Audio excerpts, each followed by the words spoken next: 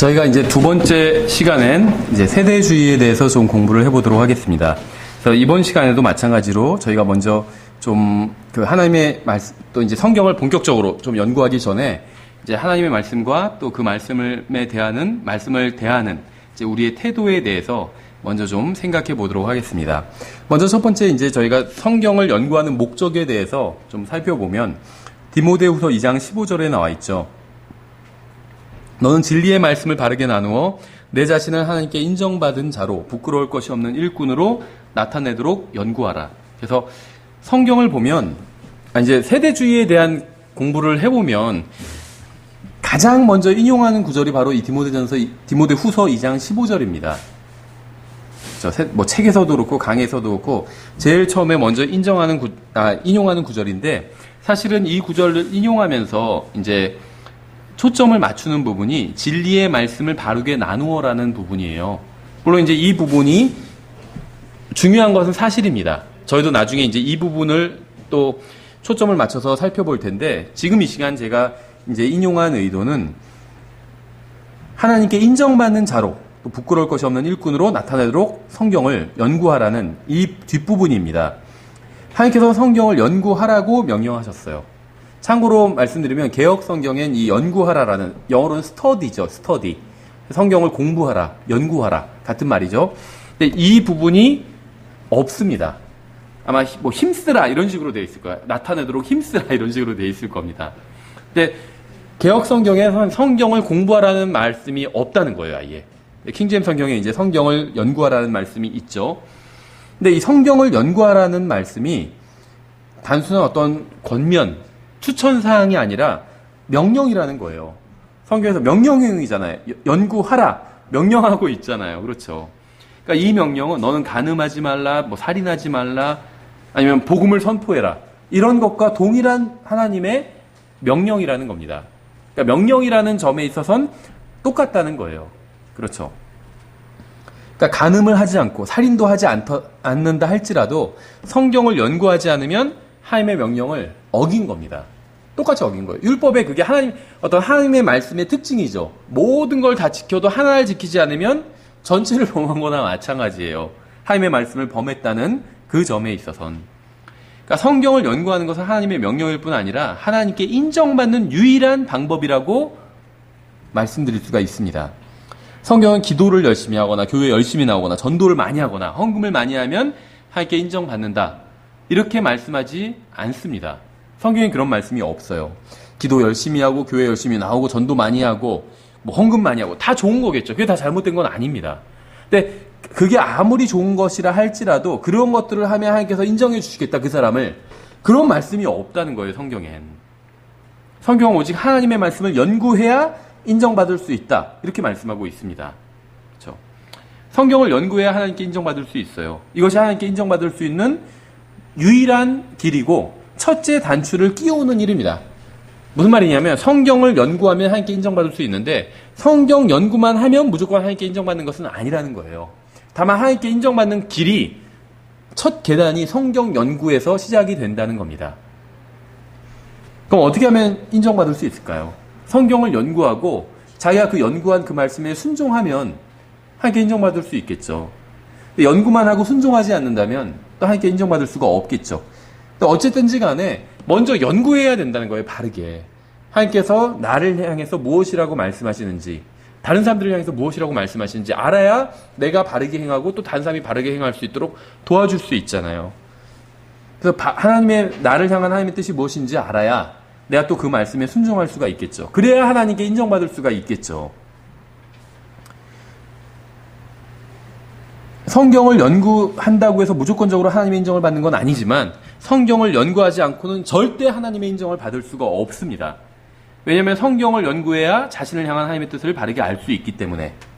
다른 말로 하면 성경을 연구해야 하나님께서 내가 무엇을 하기 원하시는지 알 수 있다는 거예요. 하나님께서 내가 무엇을 하기 원하시는지 알아야 하나님의 뜻대로 하나님의 말씀에 순종할 수가 있습니다. 그리고 하나님께서 원하시는 대로 해야 인정받을 수가 있겠죠. 그러니까 이런 것들, 하나님께서 원하시는 일을 하기 위해선 먼저 하나님의 말씀이 무엇인지, 뭐라고 말씀하고 있는지 정리해 볼 필요가 있다는 거죠. 그러니까 무엇인가 열심히 한다고 해서 하나님의 인정을 받을 수 있는 것은 절대 아닙니다. 예를 들면 기도 자체는 좋은 거예요. 그렇죠. 기도하라 이렇게 성경 명령하고 있어요. 근데 열심히 기도한다고 해서 하나님께서 모두 응답해 주시는 것은 아니죠. 하나님의 뜻과 어긋나는 것은 아무리 열심히 지속적으로 열렬하게 구해도 소용이 없습니다. 주님께서는 무엇이든 원하는 것은 그것이 어떤 것이든 들어주시겠다 이렇게 말씀하신 적이 없어요. 열심히 구하기만 하면 들어주시겠다 이렇게 말씀하신 적이 없습니다. 오늘날 많은 그리스도인들이 하나님의 뜻과는 상관없는 것을 구하고 그래서 기도의 응답을 전혀 받지 못하고 있어요. 성경을 연구하지 않았기 때문에 하나님의 뜻을 모르고 또 하나님의 뜻을 모르기 때문에 엉뚱한 것을 구하고 있는 거예요. 그렇죠. 그러니까 하나님께 전혀 인정을 받지 못하게 된 겁니다. 성경을 연구하지 않아서 하나님의 뜻을 모르면 단지 잘못된 것을 구하는 것에서 그치는 것이 아니라 다른 사람들에게 큰 해악을 끼치기도 합니다. 자신은 하나님을 위해서 하는 일이라고 믿고 행하고 있지만 실상 다른 사람들에게 지탄을 받고 하나님의 이름에 먹칠을 하면서 심지어 많은 사람들을 지옥으로 보내는 일을 하는 경우도 종종 있다는 거죠. 역사를 뒤돌아보면 많은 전쟁과 약탈이 하나님의 이름으로, 예수님의 이름으로 또 하나님의 뜻대로 자행된 것은 부인할 수 없는 사실이죠. 가장 대표적인 경우가 십자군 전쟁이잖아요. 나는 왜 기독교인이 아닌가? 이 책을 통해서 유럽의 이전 시대에 많은 사람들이 교회를 떠나게 됐잖아요. 그런데 이 나는 왜 기독교인이 아닌가? 이 책의 내용 중에 한 부분을 차지하고 있는 게 바로 이 십자군 전쟁이에요. 이런 비이성적인 전쟁을 기독교인들이 일으킨 걸 보면 하나님은 없는 게 틀림없다. 이런 얘기를 하고 있는 거거든요. 그 책에서.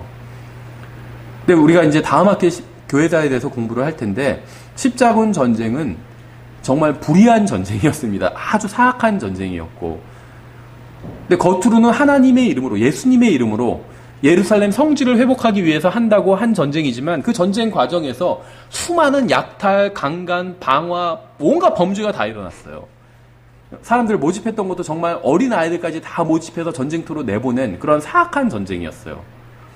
뭐 대부분이 다 사악한 전쟁이지만 가끔은 뭐 의로운 전쟁도 있겠죠. 잘은 모르지만 그 중에서도 십자군 전쟁은 정말 사악한 전쟁이었어요. 그런데 공교롭게도 하나님의 이름으로 예수님을 위해서 한다고 내세운 그건 로마 카톨릭이 일으킨 그러한 이제 전쟁이었죠. 하나님의 이름으로. 근데 왜 그러면 수많은 사람들이 거기에 참가를 했느냐?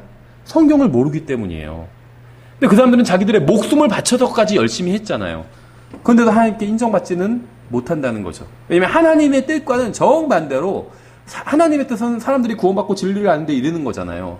사람들을 하늘나라로 보내주는 게 하나님의 일이잖아요. 복음을 전해서 구원받게 하고.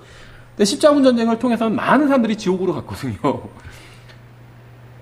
막 상대편은 다 죽여버렸으니까.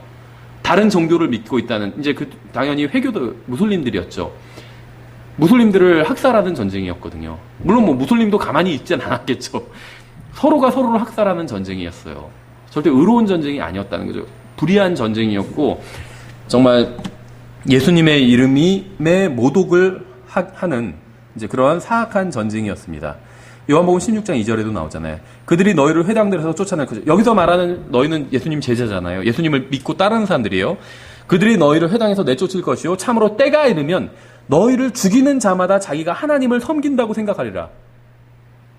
신약시대에 다른 사람을 죽이면서 하나님을 섬길 수 있는 방법이 있나요? 그런 건 없어요. 그렇죠? 다른 사람을, 그 사람이 아무리 사악하고 이교도라 할지라도 그 사람을 죽이면서 이게 하나님을 섬기는 거다. 이렇게 얘기할 수 있는 건 존재하지 않는다는 겁니다. 그런 사람일수록 오히려 더 복음을 전해야 되고 이교도고 하나님을 모독하고 하나님을 대적하는 사람일수록 죽이는 게 아니라 그 사람은 더 살아있게 도와줘야 되잖아요. 이 세상에서. 왜냐하면 그 사람이 그래야 한 번이라도 더 구원받을 기회를 받게 되는 거니까. 그렇죠. 그러니까 뭐 여러 가지 원인이 있겠지만 뭐 우리가 단편적으로 그냥 성경을 모르기 때문에 이런 전쟁이 일어났다 이렇게만 말할 수는 없겠죠. 복합적인 어떤 원인이 있겠지만 그 원인 중에 하나는 성경을 모르기 때문에 하나님의 말씀을 연구하지 않았기 때문에 엉뚱한 짓을 하면서 자기가 하나님을 섬기고 있다고. 십자군 전쟁에 참여해서 온갖 약탈을 당하면서 자기가 하나님을 섬기고 있다고. 무슬림도 마찬가지죠. 알라라는 신 자체가 물론 존재하지도 않지만 자기가 폭탄 테러를 일으키면서 식당을 폭파시키면서 자기가 알라를 참된 신을 섬기고 있다고 그렇게 믿고 있잖아요. 모르겠어요. 저는 다른 종교를 욕하고 싶은 마음은 없어요. 근데 요즘 유럽에 보면 부르카를 입었다고 해서, 그러니까 무슬림 복장이죠. 여자들이 입는. 그걸 입었다고 해서 식당에서 쫓겨났다. 그래서 막 인권 운동을 하고 그러잖아요. 막 인종 차별이다. 종교 차별이다. 그런데 물론 저는 그게 잘한 거라고 생각하지는 않습니다. 무슬림들을 다 식당에서 내쫓아야 된다. 저는 그렇게 생각하지는 않아요. 그런데 무슬림들 자기들은 식당을 폭파시키잖아요, 아예. 그럼 식당에서 식당을 폭파시키는 것보단 내쫓는 게 훨씬 더 신사적인 일이잖아요. 그렇죠? 그러니까 자기들이 한 짓을 생각하지 않고 단순히 식당에서 쫓겨났다. 이거 가지고 항의한다는 것 자체가 참 말도 안 된다 생각을 하는데, 어쨌든지 간에 하나님의 말씀을 모르기 때문에 엉뚱한 짓을 하면서, 심지어 하나님께서 극도로 싫어하시는, 하나님께서는 내가 악인이 지옥에 가는 걸 기뻐하지 않으신다고 했잖아요. 근데 무고한 사람들 막 다 죽여서 지옥에 보내는 일을 해놓고는 자기가 하나님을 섬기고 있다. 자기는 주님의 군사다. 십자군이다. 지금 이런 얘기를 하는 사람들이 있었다는 거죠. 그러니까 결국에는 하나님의 말씀을 제대로 연구하지 않았기 때문에 하나님의 뜻이 무엇인지 알 수 없었고, 그래서 하나님의 뜻을 행할 수 없었고, 그래서 결국 하나님께 인정받을 수 없었다는 겁니다. 이건 물론 이제 제가 아주 극단적인 예를 든 거예요. 그렇죠? 이건 우리의 삶에서도 마찬가지입니다. 어떤 사람들은 자기가 잘못된 행위를 하면서도 그것이 하나님을 위해서 하는 것이다. 이렇게 생각하는 경우는 굉장히 많다는 거죠. 이것도 극단적인 예일 수도 있지만, 가끔가다 뉴스에 보면 어떤 이제 교회에 다니는 사람들이 절로 선교를 가잖아요. 근데 어떻게 선교를 가냐면 가서 땅 밟기를 한다는 둥, 아니면 절 가서 그 한가운데서 무슨 찬송가를 부른다는 둥 하면서 이제 여기가 주님의 땅임을 선포하노라 막 이러면서 선교를 하더라고요. 저도 뉴스 보고 알았어요. 그런 일이 일어난다는 걸. 근데 그걸 보고 사람들이 주님께 영광을 돌리나요? 그러지 않죠. 아니면 누가 그걸 보고 나도 하나님 믿어야겠다. 나도 예수님 믿어야겠다. 이렇게 생각하나요? 그렇지 않죠. 오히려 하나님을 욕해요. 절에 가는 것 자체가 전 잘못됐다고 생각하지 않습니다. 가서 구경하는 건 할 수도 있어요. 근데 왜 그게 남의 사유지에 가서 거기가 하나님의 땅이라고 막 선언을 하고 기도를 하고 왜 그러냐는 거죠. 그렇게 해서 하나님의 땅이 되는 것도 아니고 전혀 엉뚱한 짓을 하면서 자기가 하나님을 섬긴다고 생각하고 있는 거잖아요. 그렇죠. 지금은 별로 일어나지 않는 일인데 예전에는 연세들이 있으시니까 아마 아실 거예요. 단군상 목 자르고 이런 사건 가끔 일어났잖아요. 초등학교에 단군상이 있었는데 제가 다니던 초등학교도 있었거든요. 단군상 목이 막 잘려지고 이런 사건이 가끔 일어나잖아요. 그거 누가 잘랐을까요? 모르죠. 현장에서 체포된 적이 여태까지 한 번도 없으니까, 범인을 잡은 적이 없으니까. 근데 아마도 기독교인이 잘랐겠죠. 그렇죠. 불교인이 가서 잘랐을 리는 없다고 생각합니다. 기독교인이 잘랐을 거예요. 근데 왜 잘랐을까요? 구약성경 보고 갑자기 필 받아서 가서 자른 거예요. 그렇죠. 기드온이 어떻게 했다더라 막 이런 거 보고 가서 자른 겁니다. 그런데 지금이 구약시대라면 그렇게 해야 돼요. 구약시대고 우리나라가 신정 국가라면, 대제사장이 있고 제사장이 있고 대원자가 있고 이런 국가라면 그렇게 해야 됩니다. 우리나라가 선택된 민족이라면 그렇게 해야 돼요. 근데 아니잖아요. 지금은 단군상 목을 자르는 게 하나님의 뜻이 아니라는 거죠. 그렇죠. 하나님께서 원하시는 우상을 파괴하는 것은 우리 마음속에 있는 우상을 파괴하는 게 원하시는, 구약시대에는 물리적으로 우상을 파괴하기를 원하시는 거고, 신약시대에는 마음속에 있는 우상보다 각자 자기 우상을 파괴하기를 원하신다는 거죠. 자기 우상을 파괴해야, 물론 이제 그게 자기 마음속에 있는 우상이건 자기 집에 자기가 그동안 섬기던 불상이건 그런 우상을 파괴하는 건 하나님께 영광을 돌리겠지만, 남의 우상을 파괴하는 건 하나님께 영광을 돌릴 수가 없다는 거죠. 그렇죠. 그러니까 엉뚱한 짓을 하면서 단군상 목을 자르면서 그것이 하나님을 자기가 제대로 섬기고 있는 거다. 하나님께서 인정해 주실 것이다. 이렇게 생각할 수가 있겠죠. 근데 그리스도의 심판석에 가면 절대 인정받지 못할 겁니다. 그냥 하나님께서 시키신 적이 없기 때문에. 신약성경 어디서 구원받은 하나님의 자녀들에게 단군상 목을 자를지니라 이렇게 말씀하신 적이 어디 있어요. 탐심은 우상 숭배니라 이렇게 말씀하셨지. 그렇죠. 탐심을 내가 부리지 않는다면 하나님께 인정받을 수 있겠죠. 하나님께서 말씀하신 우상을, 탐심이 우상 숭배인데 그 우상을 철폐시킨 거잖아요. 근데 남의 재산, 그것도 국립학교라면 그 국가의 재산이잖아요. 그거를 파손해 놓고 자기가 하나님을 제대로 섬기고 있다고 생각하고 한다면 그건 착각에 지나지 않는 것이고 하나님께 절대 인정받을 수도 없는 일을 한 것이겠죠. 저는 하나님의 인정을 받기 위해서 성경을 연구합니다. 하나님의 인정을 받기 위해서. 그래서 우리가 지금 첫 번째로 살펴본 이 디모데후서 2장 15절이 굉장히 중요해요. 왜 성경을 연구하는? 여러분들 성경 연구하기 위해서 이 자리에 오셨잖아요. 성경을 연구하는 이유는 하나님께 인정받기 위함이에요. 우리 중에는 다 성경을 가르치는 일을 하는 사람이 아닐 수도 있어요. 그렇죠. 주일학교 선생님이 아닐 수도 있고 또 부모가 아니라서 아이들한테 가르칠 아이들이 없거나 이미 아이들이 다 장성해버렸기 때문에 가르칠 수 없거나 그래서 아무데도 내가 성경을 배워봐야 다른 사람한테 가르칠 일이 없는 사람들도 있어요. 그래도 성경을 연구해야 된다는 거예요. 왜냐하면 사람들에게 인정받기 위해서 성경을 연구하는 게 아니기 때문에. 물론 사람들에게 인정받는 게 잘못된 일은 아닙니다. 극단적으로 그건 또 잘못된 거야 이렇게 생각할 수는 없겠죠. 성경을 열심히 연구해서 우리 목사님 참 성경을 열심히 연구해. 아니면 주일학교 학생들 우리 선생님은 정말 성경을 열심히 연구해. 이렇게 사람들한테 인정받는 게 그게 잘못된 건 아니죠. 좋은 거예요. 좋은 겁니다. 근데 그게 성경을 연구하는 첫 번째 이유는 될 수 없다는 거죠. 성경을 연구하는 첫 번째 이유는 하나님께 인정받기 위함입니다. 그렇죠. 그래서 여러분도 다 여러분이 맡은 주일학교 반이 없다 할지라도 하나님께 인정받기 위해서는 반드시 성경을 연구해야 돼요. 여기서부터 이제 모든 게 출발한다고 보시면 됩니다. 그래야 하나님의 뜻이 무엇인지 알 수 있고 그래야 바른 것을 기도할 수 있어요. 지금 한국에서 수많은 사람들이 기도하고 있을 거 아니에요.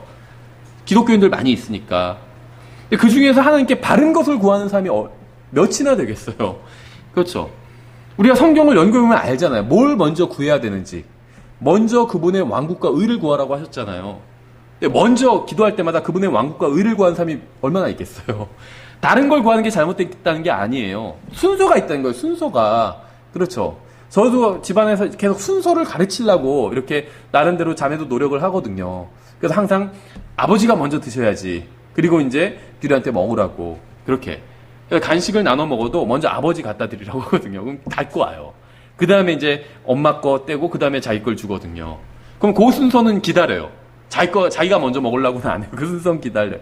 순서가 중요하잖아요. 그 질서가 잡히고. 우리도 먼저 하나님께 영광을 돌려야 돼요. 하나님의 왕국을 구하고. 그 순서가 중요하다는 거죠. 우리가 구하는 것들이 다 잘못됐다는 게 아니라 우리는 하나님의 자녀예요. 뭘 구해도 물론 이제 하나님께서 우리가 구하기를 원하시는 게 있겠죠. 근데 설사 우리가 좀 잘못된 걸 구한다 할지라도 하나님께서 보실 때 우리는 하나님의 자녀예요. 사랑받는 자녀예요. 좀 잘못된 걸 구한다고 해서 하나님께서 막 저주하시고 미워하시지는 않죠. 하나님의 자녀예요. 그렇지만 우리가 먼저 하나님 걸 구하고 항상 가장 좋은 걸 떼서 하나님께 드리고 그 다음에 우리의 필요도 하나님께 또 아뢰고 한다면 하나님께서 얼마나 흐뭇하시겠어요. 그렇죠. 그래서 이 순서가 중요한데 하나님의 말씀을 연구해야 뭐가 바른 순서인지를 알게 된다는 거죠. 근데 연구하지 않으면 몰라요. 뭐가 바른 건지도. 엉망이 돼버린다는 거죠. 그래서 하나님의 말씀을 연구를 해야 결국 하나님께 인정받을 수 있는 길을 갈 수 있다는 겁니다. 연구하기만 한다고 해서 그런 길을 간다는 건 아니에요. 어떤 분은 막 아예 독서실에서 성경만 연구하는 사람도 있어요. 그래서 제가 예전에 들은 게 안증 중에 지금은 어디서 목회를 하고 있는 형제님인데 킹제임 성경을 안 지 꽤 됐는데 또 불구하고 킹제임 성경을 믿는 교회에 나오질 않았어요. 왜 그랬냐고 하니까 어디 가서 모르겠어요. 1년 동안인가 독서실에서 주석서들 다 사다 막 공부만 했대요. 대단하긴 하지만 그게 그렇게 잘했다는 생각은 안 들더라고요. 하나님의 뜻은 믿는 사람들이 모여서 함께 경배를 드리고 교제를 나누고 이게 하나님의 뜻이잖아요. 하나님의 말씀을 연구하는 것도 좋지만 그거 갖고는 하나님께 인정받을 수는 없다는 거죠. 와, 쟤는 교회도 안 나가고 모든 시간 다 성경만 연구하니까 잘했다 하나님께서 이러실까요? 그러지는 않으실 거예요. 그렇죠. 왜냐하면 다른 하나님의 말씀을 공부하라는 그 말씀엔 순종했지만 다른 모든 말씀은 또 다 무시해버렸잖아요. 그러니까 하나님의 말씀을 연구하기만 한다고 해서 인정받게 되는 것은 절대 아니라는 거죠. 순서가 있다는 겁니다. 연구해야 이제 인정받을 수 있는 길에 들어선 거예요. 연구한다고 해서 자동으로 인정받게 되는 것은 아니라는 겁니다. 그래서 우리가 성경을 연구하는 이유는 하나님께 인정받기 위함이 첫 번째 이유고 두 번째 이유는 나 자신을 하나님 앞에서 바르게 세우기 위함이에요. 그리고 또 다른 사람들을 바르게 세워주기 위함입니다. 그러니까 이제 우리가 하나님의 말씀을 연구하고 특히 이 세대주의 과목은 이제 성경에 대해서 이제 큰 그림을 그리는 과목이라고 보시면 됩니다. 우리가 성경을 이제 한 권 한 권 강해를 하잖아요. 그래서 저희가 지금 교회 창립하고 나서 5번째 이제 강해를 하고 있습니다. 디모데 전서를 로마서부터 시작해서 강해를 해왔습니다. 이 강해를 하는 것은 나무를 하나하나 보는 거라면 지금 이 세대주의 시간은 성경을 숲을 전체를 보는 것이라고 보시면 됩니다. 그래서 굉장히 이제 성경의 어떤 그 뼈대를 알아가는 이러한 과목이라고 보시면 돼요. 그러니까 성경의 그 구성을 아는 것이 아니라 성경이 무엇을 말씀하고 있는지 그런 큰 뼈대를 아는 것이라고 보시면 됩니다. 그래서 어떤 여러분들이 이 과목을 통해서 직접적인 지식을 또 얻으실 수도 있을 거라고 생각을 합니다. 그런데 문제는 뭐냐면 내가 얻게 된 이 지식을 가지고 무엇을 하느냐예요. 무엇을 해야 될까요? 첫 번째는 나 자신을 하나님 앞에서 바르게 세우는 거예요. 두 번째는 다른 사람이 하나님 앞에서 설 수 있도록 도와주는 겁니다. 사실은 이제 요게 사역이에요. 그러니까 그런 의미에선 여러분도 다 사역자입니다. 다 목회자는 아니죠. 근데 다 사역자예요. 어떤 일을 하냐 하면 앞에서 하나님의 말씀을 선포해야지만 사역이 아니에요. 그거는 이제 성경 설교죠. 그 주로 목회자가 하는 일이에요. 그래서 사역은 뭐냐 하면 다른 사람들을 하나님 앞에서 바르게 서도록 도와주는 게 사역이에요. 그렇죠. 그럼 내가 목회자가 아니라도 누가 예를 들면 교회를 안 나온다. 그럼 연락해서 격려해주고 또 고민도 들어주고 이게 사역이라는 거예요. 그 사람을 결국은 하나님 앞에서 세워주려고 하는 거예요. 얘기를 들어보니까 그 사람이 무슨 일 때문에 아니면 교회 누구 때문에 실망해서 낙담해서 안 나온다. 아니면 자기한테 일어나는 어떤 안 좋은 일이 일어나서 너무 낙담해서 안 나온다. 그럼 다시 그 사람을 하나님의 말씀으로 권면해주고 또 격려도 해주고 또 때로는 책망도 하고 그래서 그 사람을 하나님 앞에서 다시 설 수 있게 도와주고 이게 사역이라는 거예요. 우리가 하나님 말씀을 연구하는 목적이 첫 번째는 하나님께 인정받기 위함이고 두 번째는 내 자신이 먼저 하나님 앞에서 바르게 서고 그 다음에는 다른 사람을 하나님 앞에서 바르게 세워주기 위함입니다. 항상 이 순서가 반드시 지켜져야 돼요. 내가 먼저 하나님 앞에서 서고 근데 왜 이게 중요하냐면 내가 하나님 앞에서 바르게 서야 다른 사람이 하나님 앞에서 바르게 설 수 있도록 도와주는 겁니다. 자기는 제대로 못하면서 다른 사람을 바르게 세워줄 수가 없어요. 그래서 자기도 하나님 앞에서 항상 말씀으로 돌아보고 그 다음에 다른 사람을 도와주는 일을 하는 거죠. 마치 비행기 타면은 그러잖아요. 이제 그 안내방송 처음에 나오면서 이제 비행기 사고가 났을 때 위에서 뭐 산소 마스크가 떨어지는데 먼저 자기 걸 쓰라고 그러죠. 다른 사람 거 먼저 쓰는 거 도와주시고 나서 자기 거 쓰세요. 이렇게 얘기 안 하거든요. 다 먼저 자기 걸 쓰라고 그래요. 그렇죠. 그래서 아이나 노약자가 있는 경우에 도와줘야 되는데 성인이 자기 걸 먼저 쓰고 나서 그 다음에 아이 걸 도와주라고 하거든요. 이게 진리예요. 교회도 마찬가지예요. 교회를 선택하는데 제가 안타까운 게 뭐냐면 킹잼 성경도 알고 바른 성경도 아는데 바른 진리도 알고 근데 이쪽 교회는 보니까 그 아이들에 대한 프로그램이 너무 약하다는 거예요. 근데 이제 그 부부가 아이가 굉장히 저희 규리처럼 어린 아이였어요. 근데 교회 내에서 보니까 어린 아이들을 위한 프로그램이 하나도 없는 거예요. 그래서 할 수 없이 개혁 성경 믿는 일반 교회로 옮길 수밖에 없었다 이렇게 얘기를 하더라고요. 뭐 이해가 안 되는 건 아니에요. 저도 이제 어린 아이가 있는 입장에서. 그런데 먼저 부모가 바로 서야 돼요. 그래서 교회를 선택할 때는 부모가 물론 부모도 바로 세우고 아이들을 위한 훌륭한 프로그램도 많이 있고 이런 교회는 좋은 교회죠. 당연히. 그런데 만약에 이제 그런 모든 걸 다 갖추지 못해서 일부만 갖춘 교회들이 있다면 그 중에 선택해야 된다면 부모가 바르게 설 수 있는 교회를 선택해야 돼요. 그리고 부모가 자기가 바르게 서고 나서 아이를 자기가 도와줄 수 있거든요. 근데 반대로 아이들에 대한 프로그램이 기가 막혀요. 그래서 아이들을 바르게 설 수 있는 교회라 할지라도 아이가 부모를 바르게 세워줄 수가 없어요. 마치 비행기가 사고 나면 아이한테 먼저 씌워주니까 그러면 이제 나는 이제 산소가 희박해지니까 막 정신을 잃잖아요. 그럼 아이가 날 도와줄 수 있냐? 도와줄 수가 없어요. 그렇죠. 아이는 못 도와줘요, 어른을. 어른이 아이를 도와주는 거지. 그러니까 내가 먼저 바르게 산소 마스크 써서 정신을 차리고 그 다음에 이제 아이를 도와주는 거죠. 이게 순서잖아요. 마찬가지예요. 하나님 앞에서 내가 먼저 바르게 쓰고 그 다음에 옆에 사람들을 도와주는 것이죠. 이게 성경을 공부하는 이유이고 목적입니다. 하나님 앞에서 인정받는 것이고 두 번째는 내가 하나님 앞에서 바르게 서고 다른 사람들을 바르게 세워주기 위해서 성경을 연구한다는 거죠. 이거 외에는 다른 사람들을 비판하고 이러기 위해서 성경을 연구한다면 그거는 차라리 연구하지 않는 게 나아요. 아무런 의미가 없다는 거죠. 제가 이런 말씀을 드리는 이유는 뭐냐면 이제 이 세대주의라는 과목이 굉장히 중요한데 이제 저희가 공부하는 내용 중에는 다른 사람들은 잘 알지 못하는 내용들도 있어요. 특히 킹제임스 성경 진영에서 가르치는 것과 좀 더 다른 내용들도 있습니다. 예를 들면 대부분의 전천년주의자, 세대주의자들은 이제 클라렌스 라킨의 세대적 진리와 그다음에 스코필드의 스코필드 관주 성경을 보고 공부를 했습니다. 이전에 소위 말하면 침례교 목사님들이 다 이 라킨의 책과 스코필드의 책을 가지고 공부를 했어요. 굉장히 이 두 책은 좋은 내용을 담고 있고 훌륭한 책입니다. 아주 역작이고, 저도 항상 이 세대적 진리를 다른 사람들한테 많이 권해줘요. 굉장히 좋은 책이고 어떤 기본을 닦는 데는 아주 가장 좋은 책 중에 한 권입니다. 어떤 분은 뭐 성경을 제외하고 3권 꼽으라고 하면 이 라킨의 책을 꼽을 정도로, 세대적 진리를 꼽을 정도로 굉장히 훌륭한 책인데, 이 책에도 오류가 있어요. 오류가 있고 좀 잘못된 내용을 다루고 있는 부분이 있습니다. 그리고 저희가 이제 공부하면서 그런 부분을 이제 바로 잡으려고 합니다. 그렇죠? 근데 그렇다고 해서 그 책을 그대로 공부해서 그 책 내용대로 알고 있는 사람을 막 비판하거나 하는 것은 의미가 없다는 거죠.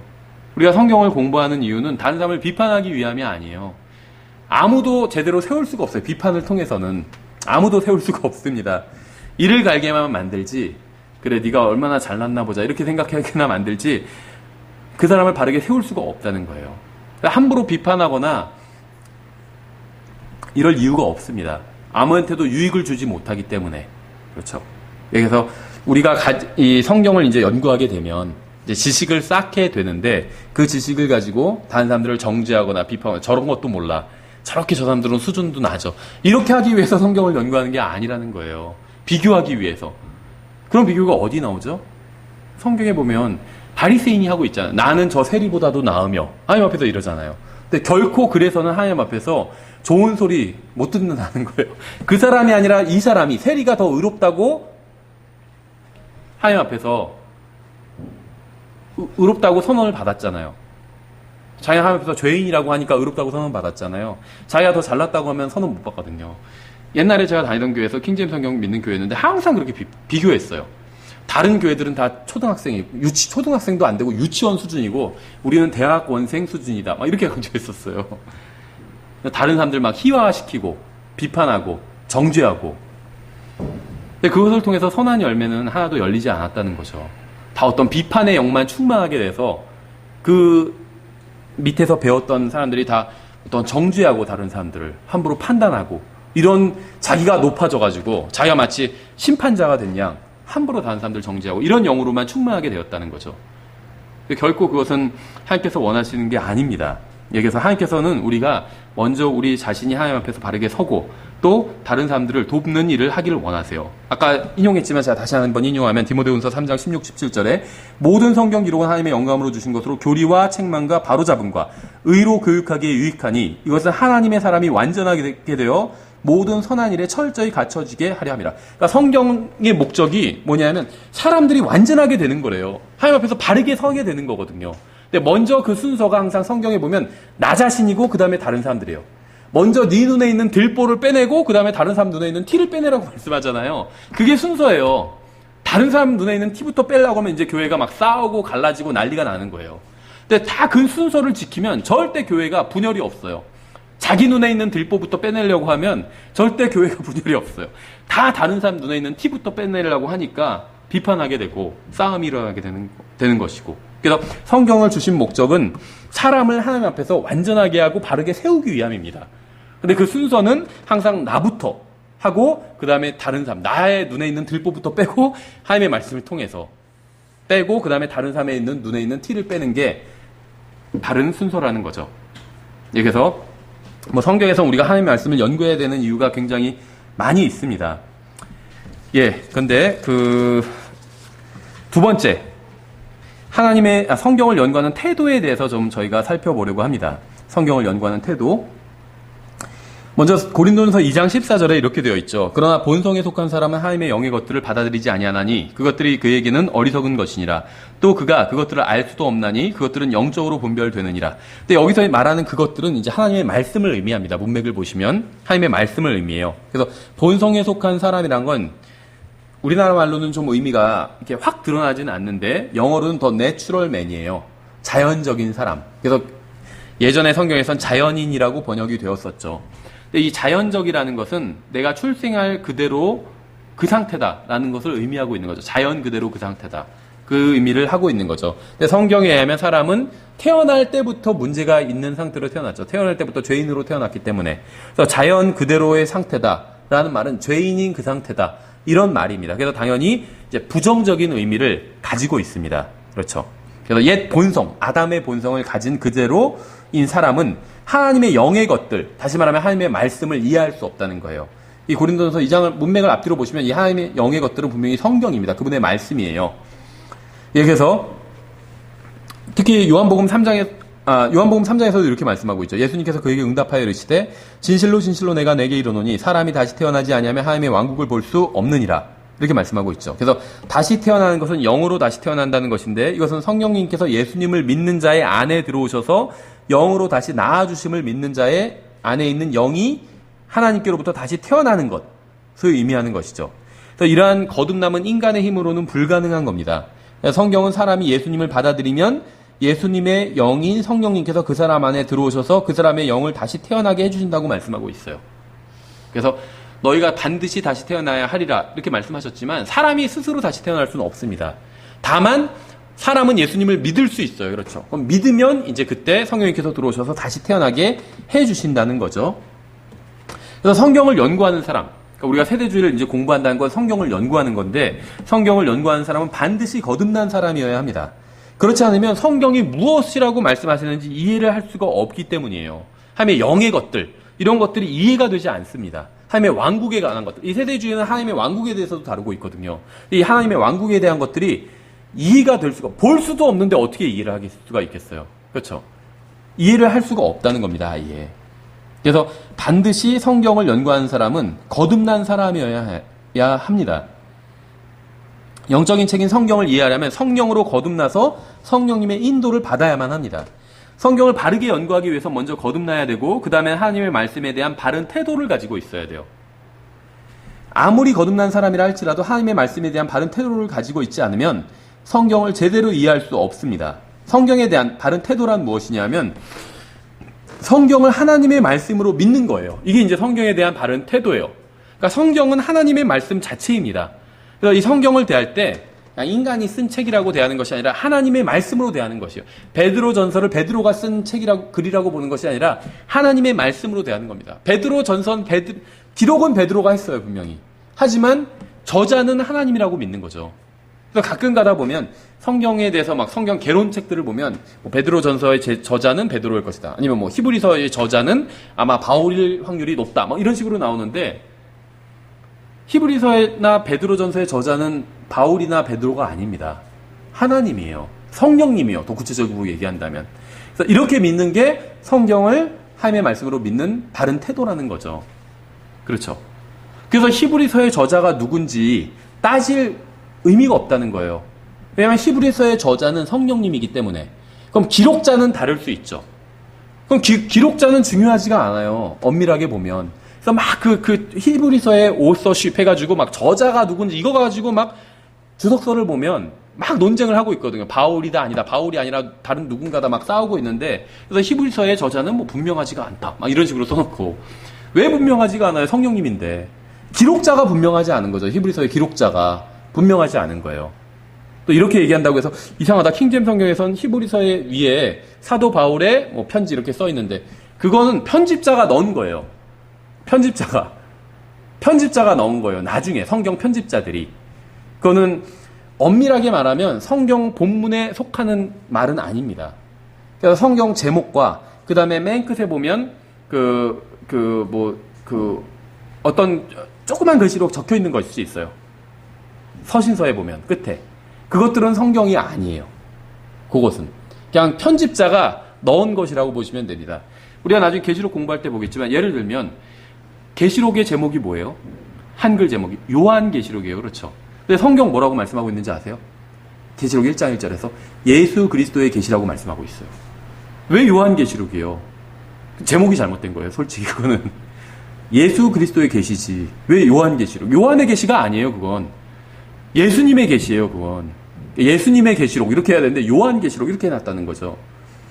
물론 이제 킹제임스 성경 믿는 분 중에 제가 이런 식으로 말하고 극도로 이제 불편해 하실 분들도 있지만, 나중에 이제 그거는 논의하기로 하고, 어쨌든 간에 성경의 저자는 하나님이에요. 기록자가 누군지는 중요하지 않아요. 예를 들면 어떤 그 문서의 저자가 그다음에 대통령이다. 대통령 담화문이다. 그럼 그 저자는 대통령인 거잖아요. 근데 그거를 타이프 치는 비서가 누군지 그건 중요하지 않죠. 어떤 회장이 쓴 내용이 있다면, 어떤 변호사가 쓴 내용이 있다면 그게 그 사람이 저자라는 것 그 자체가 중요한 거지. 그 변호사 비서가 누군지 그게 뭐가 중요해요. 비서가 2명이 있는데 그 2명 중에 누가 썼는지 그게 뭐가 중요해요. 그 비서는 그냥 받아 적었을 뿐인데, 베드로면 어떻고 바울이면 어때요? 기록자가. 그건 상관없다는 거예요. 저자가 하나님인데, 성령님인데. 그렇죠? 그래서 히브리서의 저자에 대해서는 논쟁이 없어요. 성령님이에요. 성경을 믿는 사람한테는 분명합니다. 성령님이에요. 다만 기록자가 누군지는 몰라요. 아마 바울일 확률이 굉장히 높겠죠. 예. 어쨌든지 간에, 예, 그래서 성경을 연구한 사람 반드시 거듭난 사람이어야 됩니다. 반드시 거듭나야 되고, 그 다음에 성경이 하나님의 말씀이라고 믿어야 돼요.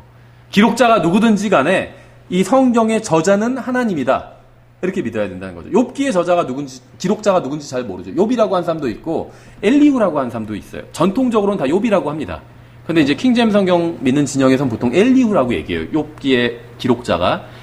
근데 그게 누구인지도 그렇게 사실 중요하지는 않다는 거예요. 왜냐하면 욥기의 기록자는 욥일 수도 있고 엘리후일 수도 있지만 저자는 성령님이에요. 성령 하나님이죠. 예, 그래서 우리가 성경을 대하는 바른 태도는 이 성경의 저자가 하나님이라는 거예요. 그럼 거기에 기록된 모든 말씀이 하나님의 말씀이라는 거예요. 그럼 결코 우리가 소홀히 대할 수가 없죠. 어떤 하나님께서 어떤 말씀을 하셨다면 그것을 비교해보고, 그렇죠, 연구해보고 또 그 말씀에 순종해야 되는 거지 무시할 수는 없다는 겁니다. 내 말이 뭐 하늘과 땅은 없어서 내 말은 결코 없어지지 아니하리라. 그러면 그 말은 중요한 말씀이라는 거예요. 하나님의 말씀은 없어지지 않는다는 건 무시할 수 없는 말이라는 거예요. 이렇게 말씀하셨지만 그래도 없어질 수 있어. 이렇게 생각한다면 그건 하나님의 말씀을 믿는 것이 아닌 거죠. 그렇죠. 없어지지 않는다고 하셨는데 왜 없어질 수 있다고 생각을 해야 되는 것? 왜 그렇게 생각을 해야 되죠? 그건 말이 되지 않는다는 거죠. 그거는 결국 성경을 잘못된 태도로 대하고 있는 것입니다. 그렇죠. 그래서 우리는 하나님께서 어떤 말씀을 하셨다면 그 말씀은, 성경에 기록된 그 말씀은 다 하나님의 말씀이라고 믿을 것입니다. 이것이 성경을 대하는 바른 태도입니다. 성경에 대한 바른 태도는 하나님의 말씀을 기록된 그대로, 우리가 지금 읽는 이 책, 성경을 하나님의 말씀으로 읽는 그런 태도를 가지고 있는 것이에요. 그래서 지금 현재 내가 가지고 있는 성경이 오류가 전혀 없는 하나님의 말씀이라는 믿음, 이 믿음을 가지고 있어야 되는데, 문제는 이 믿음이 오늘날엔 굉장히 희귀한 것이 되어버렸습니다. 오래전에 사도들과 어떤 대언자들을 통해서 주신 성경은 오류가 없었지만 지금 현재 우리가 가지고 있는 번역된 성경에 오류가 있을 수밖에 없다라는 생각을 하는 사람들이 많아졌는데, 그러한 생각은 절대 믿음이 아닙니다. 하나님의 말씀을 믿는 믿음이 아니에요. 우리가 가지고 있는 성경에 하나님의 말씀이 있긴 하지만 인간의 생각도 들어가 있기 때문에 전체가 하나님의 말씀은 아니라는 생각을 하는 사람들도 있어요. 근데 그것도 하나님의 말씀을 믿는 믿음이 아닙니다. 성경을 하나님의 말씀이라고 믿는 것은 성경에 기록된 모든 기록이 사실이고 진리고, 우리가 지금 가지고 있는 성경이 하나님께서 처음 성경을 주실 때와 전혀 변함없이 온전한 진리를 담고 있다고 믿는 것. 이게 성경을 바르게 믿는 거예요. 만약 성경의 한 부분이 진리가 아닌 거짓이라면 나머지 부분도 확신할 수 없게 된다는 거죠. 예를 들면 주의 말씀들, 시편 12편 6, 7절 잘 아시죠? 주의 말씀들은 순수한 말씀들이니 흙도가니에서 정제해 7번 순수하게 만든 은 같도다. 오 주여, 주께서 그것들을 지키시며 주께서 그것들을 이 세대로부터 영원히 보존하시리다 는 말씀이나, 하늘과 땅은 없어지겠으나 내 말들은 없어지지 아니하리라 는 말씀, 이런 말씀들이 사실이 아니라면 주 예수 그리스도를 믿으라, 그러면 내가 구원을 받고 내 집이 받으리라, 이런 말씀이 사실인지 어떻게 아니냐는 거예요. 그렇죠.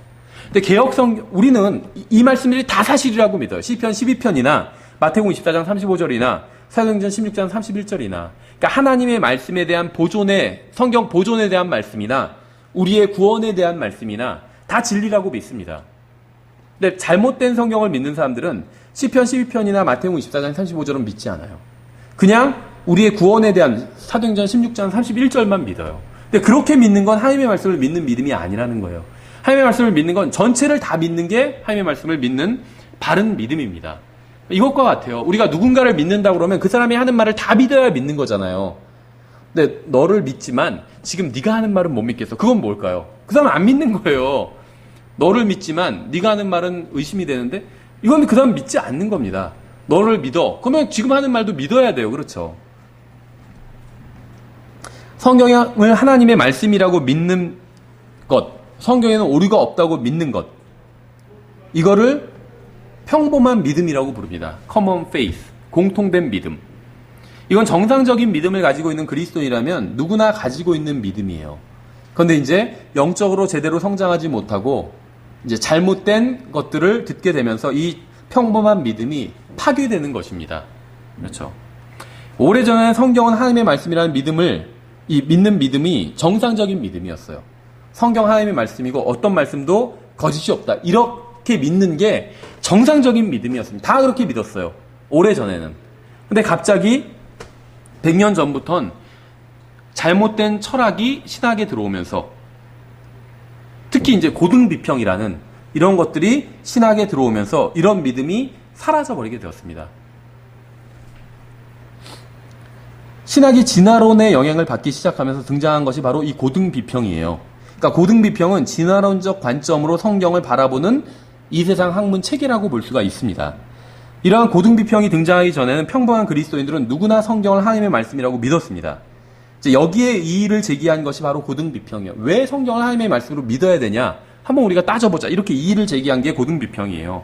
그러니까 고등비평에 세뇌된 신학자들은 성경에는 하나님의 말씀이 아닌 것도 있다고 주장하면서 이제 성경을 이 세상의 고전과 같은 취급을 하기 시작했습니다.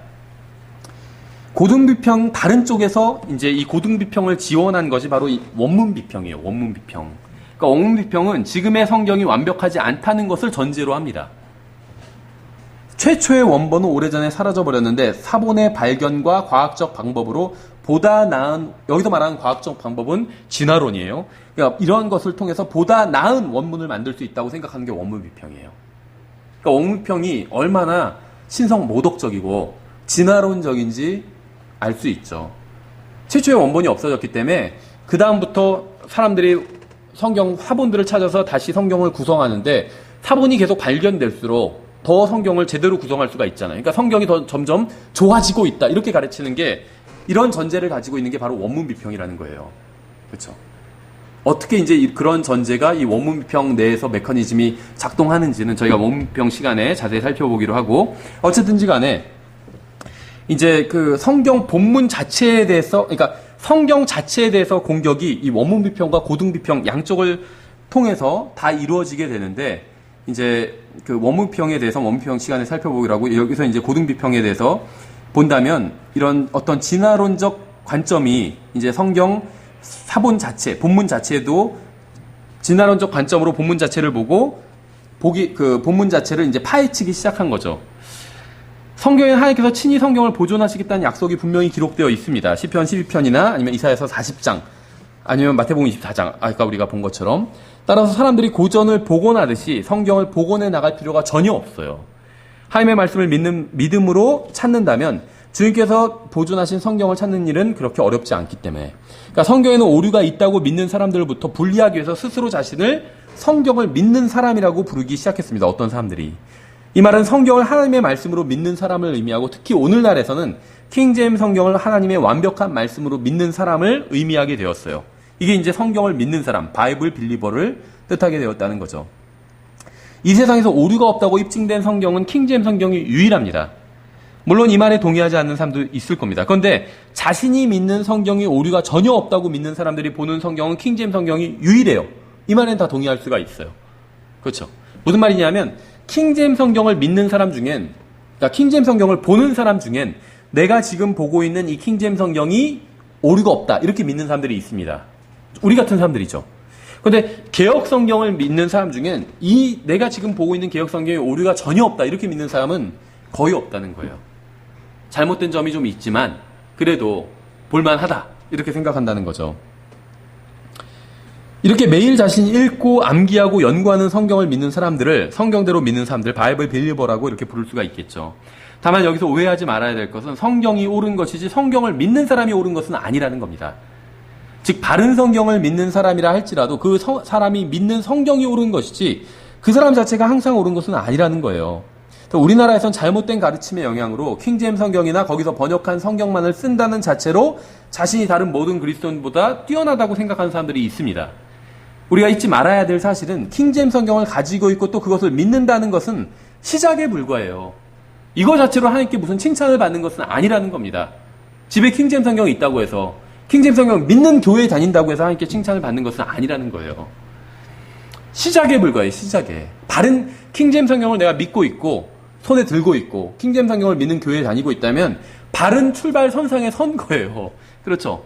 제대로 그 말씀을 공부하고 또 그 공부한 말씀에 자기가 알고 있는 말씀에 순종해야 그 다음에 영적으로 쭉쭉 뻗어나가는 것이지 킹제임 성경 갖고 있고 믿고 있는 건 그냥 출발선상에 선 것뿐이지 아무런 의미가 물론 의미는 있지만 그 이상의 의미는 가지고 있지 않다는 거죠.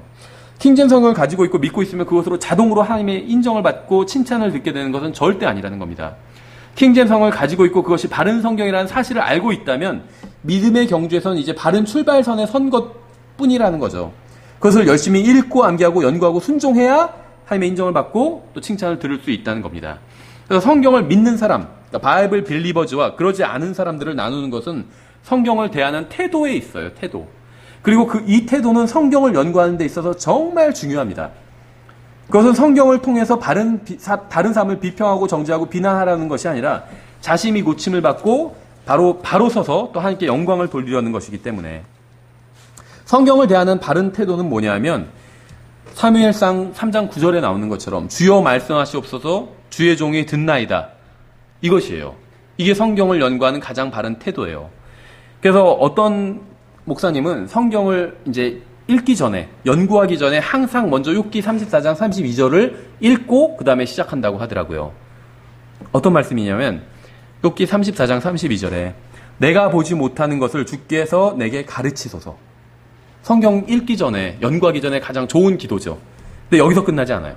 내가 불법을 행하였을지라도 다시는 아니하겠나이다. 이렇게 끝나요. 이게 성경을 연구하는 바른 태도라는 거예요. 무슨 말이냐면 하나님의 말씀을 내가 그냥 지식만 쌓겠다 이런 얘기가 아니라는 겁니다. 알려주시면 내가 성경을 읽을 때 내 눈을 열어주셔서 하나님의 말씀의 뜻을 나에게 알려주시면 내가 그 말씀대로 살겠습니다. 이런 의미예요. 내가 불법을 다시는 해야 했을지라도 다시는 아니하겠나이다 이러고 있잖아요. 그러면 하나님께서 이제 눈을 열어서 알려주시는 거예요. 모르겠어요. 전 여러분이 성경을 그동안 읽고 연구했는데도 잘 그 뜻을 몰랐다면 성경 지식을 별로 쌓지 못했다면 아마도 이유가 이거였을 거라고 생각합니다. 이런 태도를 가지고 하나님의 말씀에 접근하지 않았기 때문에. 그렇죠. 주님 보여주십시오. 제가 지금 읽는 이 말씀을 통해서 주님의 뜻이 무엇인지 하나님의 말씀이 무엇을 의미하고 있는지 저에게 명확하게 알려주십시오. 그러면 제가 그 말씀대로 순종하겠습니다. 불법을 행하고 있다 할지라도 그걸 다 청산하고 주님께서 알려주시면 제가 행하고 있는 것이 잘못되었다 알려주시면 제가 그걸 다시는 안 하겠습니다. 이런 자세로 하나님께 나아간다면 이런 태도를 가지고 성경을 연구한다면 하나님께서 왜 안 알려주시겠어요? 그렇죠. 우리가 이런 태도를 가지고 있어야 된다는 거예요. 그래서 저희가 성경을 연구하는 바른 태도에 대해서 먼저 이제 본격적으로 세대주의를 공부하기 전에 살펴봤습니다. 다음 시간에 지금 남은 부분, 성경의 문자적 해석과 세 가지 적용. 이거는 저희가 지난 학기에 한 학기 동안 공부했기 때문에 아주 간략하게 살펴보고 이제 본격적으로 세대주의의 정의부터 시작해서 이제 세대주의에 대해서 살펴보도록 하겠습니다. 오늘 여기까지 하겠습니다. 수고하셨습니다. 네.